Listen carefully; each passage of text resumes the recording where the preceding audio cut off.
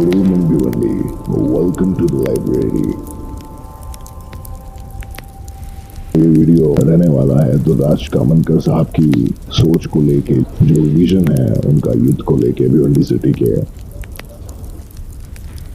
Honorable Mr. Raj Kamankar runs a leading architectural engineering firm in India, known as KK and Associates. He is the president of CREDAI, CREDAI Bhiwandi. He shared his perspective on the current state of the youth of Bhiwandi city and what steps can be taken to prevent the youth from going astray. He believes that a person's morality should have limits and a person should be able to distinguish between good and bad. Kamankar sir is known for playing a major role in the urbanization of the industrial warehouse areas of Bhiwandi city. Mr. Kamankar is also known for his social work in the era of COVID-19. Honorable Kamankar Sahab intends to help the youth of Bhiwandi city to find their way to a better future. So guys, a strong round of applause for Mr. Raj Kamankar. मैं engineer के दुराज from KK and associate CREDAI MCHI Bhiwandi unit president. आज जो हमारे young generations हैं भिवंडी के खास तौर पे, उनसे एक अपील या रिक्वेस्ट करना चाहता हूँ कि भिवंडी में हमारे खास तौर पे जो नाइट लाइफ वाला जो माहौल है, रात में 10 बजे के बाद यंग जनरेशन जो है वो चाय के स्टॉल पे या ढाबे पे अपनी जो रात है वो गुजारते हैं। रात में 2-2, 3-3 बजे तक बैठ के ग्रुप बना के चाय पीते बैठते हैं या ढाबे पे भी बैठ के चाय पीते हैं। वो अपना, मुझे लगता है कि फ्यूचर खराब कर रहे हैं, क्योंकि वहाँ बैठ के एक तो कोई ना विज़न बनता है, वहाँ बैठ के सिर्फ गपशप होती है, गांव की, समाज की, इधर उधर की बातें होती है और सारी बुराइयों की जड़ जो है वही है। मैं समझता हूँ कि इसके जिम्मेदार यहाँ तक है खुद यंग जनरेशन है और उसके बाद उनके वालिदैन है, पेरेंट्स है, जिनका शायद उनके ऊपर कोई कंट्रोल नहीं। जो उनका बच्चा रात को 1:30 बजे, 2 बजे या 3 बजे घर पर आता है तो वो उसको कुछ बोल नहीं पाते या कुछ कह नहीं पाते और कहीं ना कहीं खामोश रह के इस बुराई में वो भी पूरी तरह से शामिल है। आज आप देखोगे भिवंडी में जो हमारे बच्चे जो है एजुकेशन में, कोई भी फील्ड में एजुकेशन है, एजुकेशन हासिल करते हैं, बट रेशियो ऑफ सक्सेस जो है वो ऑलमोस्ट 0 के आसपास है, क्योंकि वो किसी से इंस्पायर नहीं होते, किसी से मोटिवेट नहीं होते, टारगेट नहीं होता, कोई विज़न नहीं होता है। जॉब से आना है, फ्री होना है और कब जाके चाय के ढाबे पे या स्टॉल पे बैठना है, दोस्त आएंगे, बैठेंगे, बात करेंगे, वही उनके माइंड में होता है।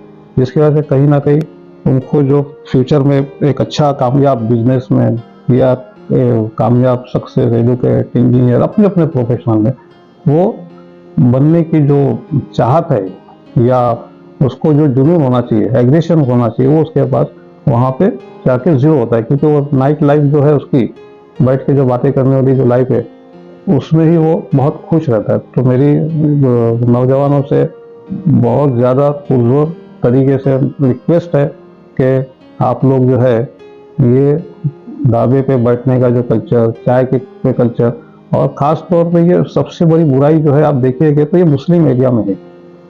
और ये लोग बच्चों को समझना चाहिए कि चाय के बहाने पे कहीं ना कहीं दूसरे नशे की भी आदतें आपको लग रही है। आप कहीं छुप के हुक्का पी रहे हो। भिवंडी में MD ऑर्डर के नाम से बहुत ज़्यादा नशा चल रहा है। आज बच्चों में ये कल्चर है कि शराब पीना गुनाह है, हराम नहीं, हर तरह का नशा हराम है। ये बच्चे समझने से बिल्कुल मतलब इत्तेफाक नहीं रखते, जो भी है। और एक दूसरा साथ में बैठक का कल्चर है कि एज का डिफरेंस ही नहीं है। जिसको हमको चाचा, अंकल, भाई बोलना चाहिए, वो भी हमारा दोस्त बन के एक 20 साल का बच्चा और एक 55-60 साल का आदमी, वो ये सब जो एज डिफरेंस के लोग जो है वो ग्रुप बना के जिस तरह से बैठते हैं, अक्सर मैं देखता भी हूँ, क्योंकि मैं उस एरिया में चाविंद्रा पे टोरेंट पावर के ऊपर ही रहता हूँ, तो मेरा बहुत करीब से ये मैंने देखा है कि एज डिफरेंस भी नहीं आपकी दोस्ती में ना, जिसकी वजह से कोई भी लिहाज आपके पास नहीं है। एक ही साथ बैठ के आप गपशप करते हो, मजाक मस्करी करते हो और अपना फ्यूचर जो है वो खराब करते हो। आपको कुछ बनना है तो एटलीस्ट कम से कम 10 में से एक तो सक्सेस बने, जिसकी हम सक्सेस स्टोरी सुने। और ये भिवंडी में पोटेंशियल बहुत है, लेकिन उसको सही राह नहीं है, उसको बिगाड़ने का काम कहीं ना कहीं होता है। और बिगाड़ने का जो सबसे बड़ा काम है वो कहीं ना कहीं मुझे लगता है कि इसमें पॉलिटिक्स भी पूरी तरह से, जो लोकल पॉलिटिक्स है भिवंडी की, जो गली के लेवल की या घरों के लेवल की जो पॉलिटिक्स है, वो पूरी तरह से इन्वॉल्व है। क्योंकि पॉलिटिशियंस भी चाहता है कि यंग जो बच्चा है या यंग जनरेशन है वो कोई भी चीज के बारे में जस्टिफिकेशन ना करे और अपना हक, अपनी मूलभूत सुविधा ना मांगे, जिसकी वजह से भिवंडी का आज ये हाल है। भिवंडी की सड़कों का ये हाल है, भिवंडी के इंफ्रास्ट्रक्चर का जो ये हाल है, इसके जिम्मेदार यंग लोग भी है। क्योंकि यंग जो है बहुत ज्यादा इंस्पायर है पॉलिटिशियंस लोगों के साथ में, और वो पॉलिटिशियंस लोगों के आगे पीछे पूरी तरह से दिन और रात नहीं देखता, और उसके पीछे इलेक्शन के बाद भी घूमता है, इलेक्शन से पहले भी घूमता है, और उसी से वो इंस्पायर होता है। तो मैं स्टूडेंट से और जो सर्विस के लिए जो बाहर जाते हैं बच्चे, उनसे एक ही बात कहना चाहता हूँ कि आप कुछ कीजिए, आप कुछ करोगे तो आगे बढ़ोगे और सक्सेस आपको मिलेगी। आपको मोटिवेट करने के लिए आपके पास समाज में कोई उस तरह का माहौल नहीं है जिसकी वजह से आप मोटिवेट नहीं होते हो। बेटर है कि आप हिस्ट्री पढ़ें, हिस्ट्री पर ध्यान दें, लोग जो सक्सेस है उनकी स्टोरी पे ध्यान दें, और अपने फ्यूचर को तो चाय के स्टॉल पे या यहाँ जो कल्चर है इस पे खराब और बर्बाद ना करें। क्योंकि अगर आप मजहबी तौर पर भी देखते हो तो ये पूरी तरह से गलत है। वहाँ बैठ के जितनी बातें, जो प्लानिंग जो सब होती है, उसमें गुनाह का काम भी होता है, गलत भी होता है। और साथ साथ में चाय के साथ, चुस्कियों के साथ, चाय के कप के साथ आपका मोबाइल पे, आप सोशल मीडिया पे भी लगे रहते हो। और जब सोशल मीडिया पे आप लगे रहते हो तो आप अगर 10 लोग बैठे हो तो मुझे लगता है कि सामने 10 लोग और भी बिजी होते हैं आपके साथ। तो वो शायद किसी की बेटी, किसी की बीवी, किसी की बहन होती है, जो आप एक साथ 2 घर खराब करते हो। एक अपना खुद का घर खराब करते हो और एक सामने वाले का घर खराब करते हो। और हम सारा इल्जाम इस पे माँ बाप को देते हैं, बट माँ बाप भी अपने तरीके से इस यंग जनरेशन से काफी ज्यादा मजबूर है, और वो कॉम्प्रोमाइज करके जी रहे हैं, वो बुराई को देख रहे हैं, लेकिन उनके पास भी हिम्मत नहीं है। ये सबसे बड़ी प्रॉब्लम्स है।